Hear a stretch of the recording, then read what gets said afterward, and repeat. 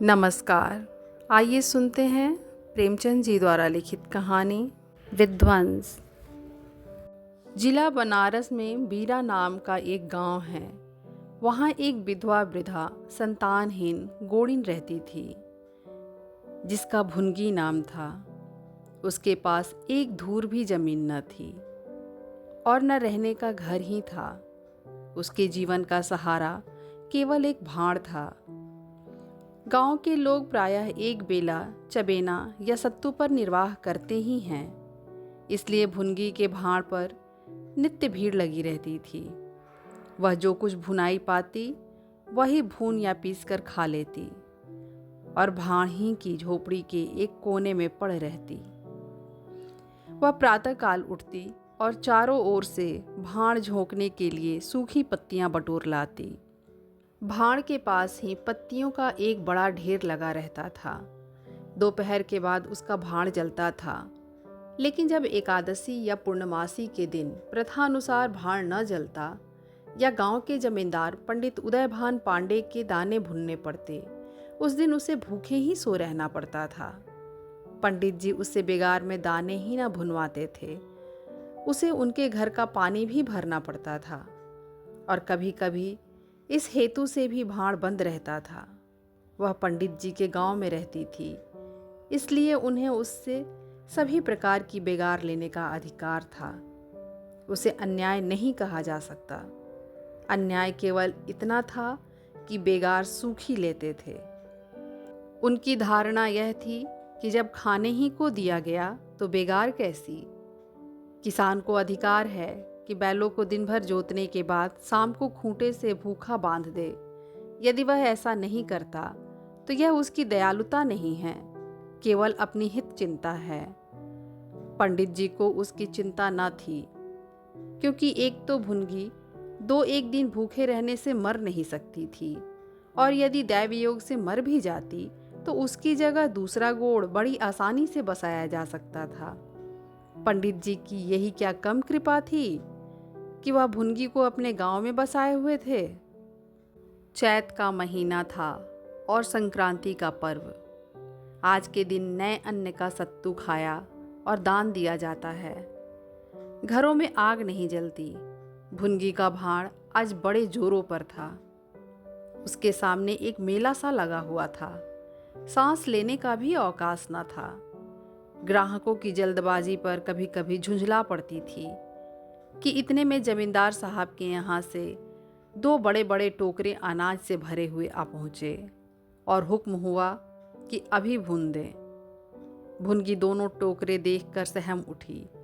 अभी दोपहर था, पर सूर्यास्त के पहले इतना अनाज भुनना असंभव था। घड़ी दो घड़ी और मिल जाते तो एक अठवारे के खाने भर को अनाज हाथ आता। दैव से इतना भी न देखा गया। इन यमदूतों को भेज दिया। अब पहर रात तक सेत मेत में भाड़ में जलना पड़ेगा। एक नैराश्य भाव से दोनों टोकरे ले लिए। चपरासी ने डांट कर कहा, देर ना लगे, नहीं तो तुम जानोगी। भुनगी यहीं बैठे रहो, जब भुन जाए तो लेकर जाना। किसी दूसरे के दाने छूऊं तो हाथ काट देना। चपरासी, बैठने की हमें छुट्टी नहीं है, लेकिन तीसरे पहर तक दाना भुन जाए। चपरासी तो यह ताकीद करके चलते बने और भुनगी अनाज भुनने लगी।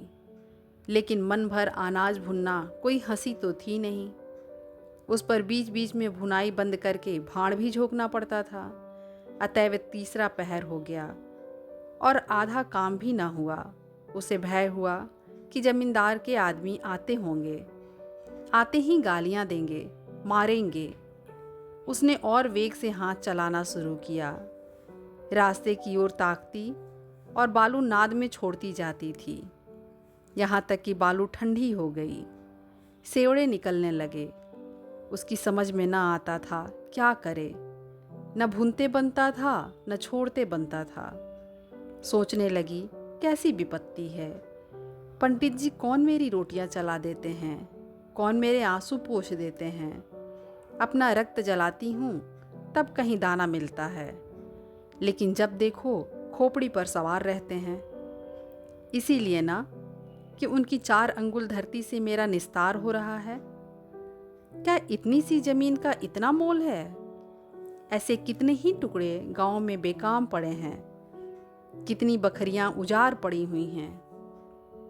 वहां तो केसर नहीं उपजती, फिर मुझे पर क्यों यह आठों पहर धौंस रहती है? कोई बात हुई और यह धमकी मिली कि भाड़ खोद कर फेंक दूंगा, उजाड़ दूंगा।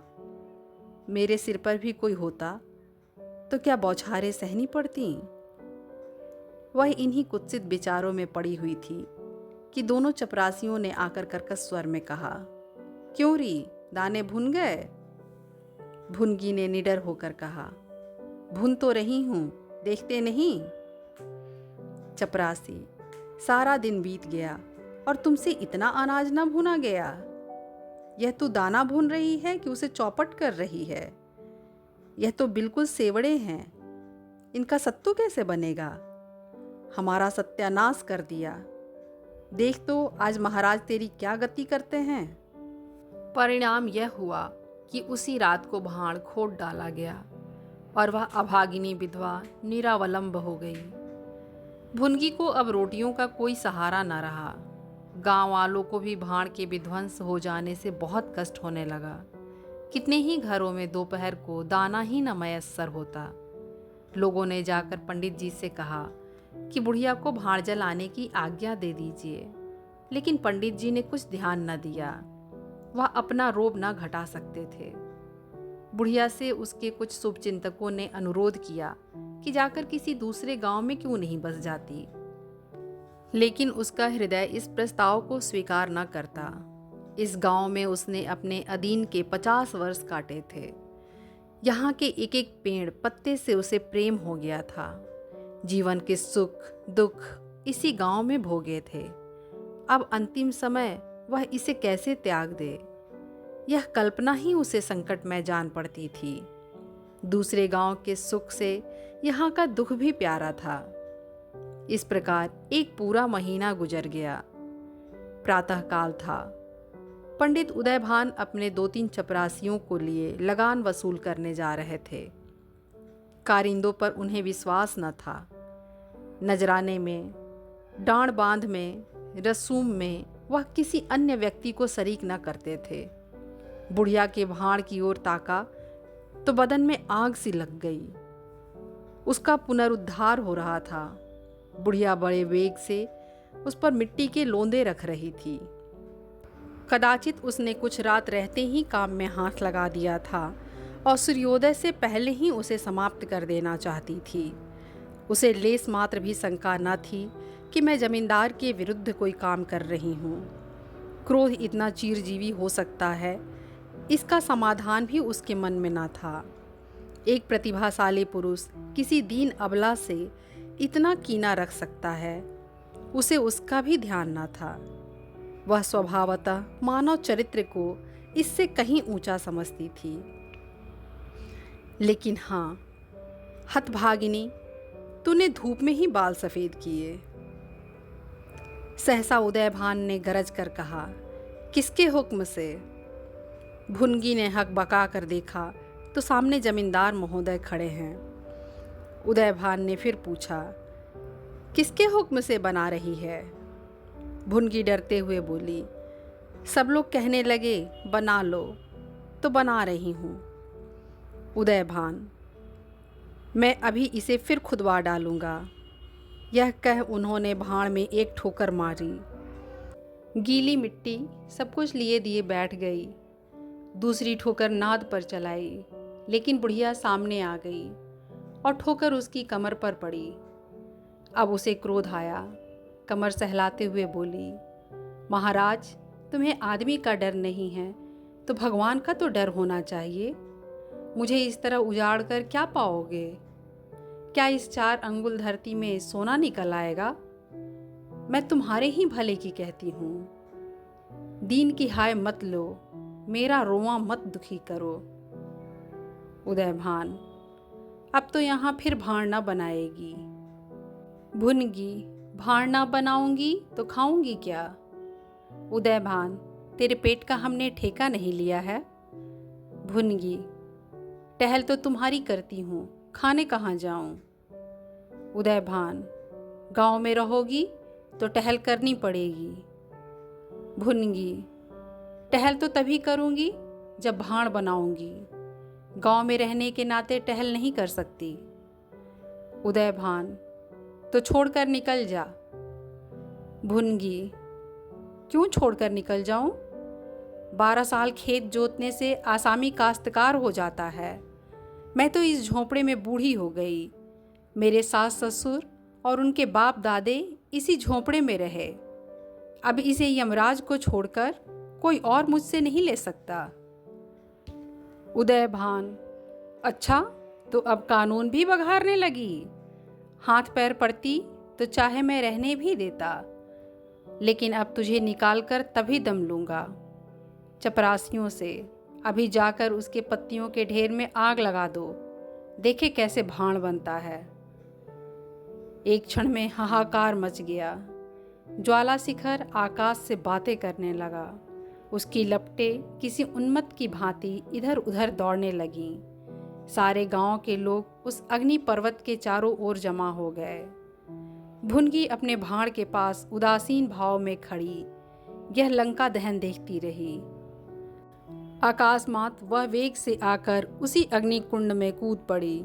लोग चारों तरफ से दौड़े, लेकिन किसी की हिम्मत न पड़ी कि आग के मुंह में जाए।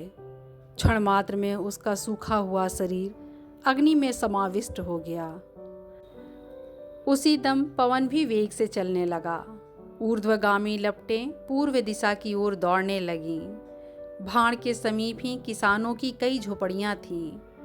वह सब उन्मत्त ज्वालाओं का ग्रास बन गईं। इस भांति प्रोत्साहित होकर लपटें और आगे बढ़ीं। सामने पंडित उदयभान की बखार थी, उस पर झपटी। अब गांव में हलचल पड़ी। आग बुझाने की तैयारियां होने लगीं, लेकिन पानी के छींटों ने आग पर तेल का काम किया। ज्वालाएं और भड़कीं और पंडित जी के विशाल भवन को दबोच बैठीं। देखते ही देखते वह भवन उस नौका की भांति जो उन्मत्त तरंगों के बीच में झकोरे खा रही हो, अग्नि सागर में विलीन हो गया। और वह क्रंदन ध्वनि जो उसके भस्मावशेष में प्रस्फुटित होने लगी, भुनगी के शोकमय विलाप से भी अधिक करुणाकारी थी।